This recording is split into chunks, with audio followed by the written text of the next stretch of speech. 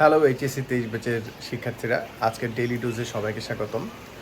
আজকের ডেইলি ডোজটা আমরা অনেকটাই লো প্রোফাইল রাখবো, অর্থাৎ মেইনলি আমরা প্রিভিয়াস ডেইলি ডোজগুলো রিভাইজ করবো আজকে। 1 নাম্বার ধাপ।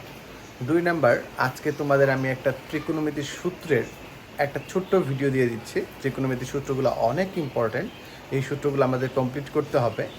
সো মেইন থিম ইজ আমাদের প্রিভিয়াস যে ডোজ যতগুলো আছে সবগুলো ডোজ একবার রিভাইজ করা। আমরা তো একটা খাতা মেনটেন করতেছি, সেই খাতাটা দেখে একবার রিভাইজ করা আমাদের প্রিভিয়াস ডোজগুলো।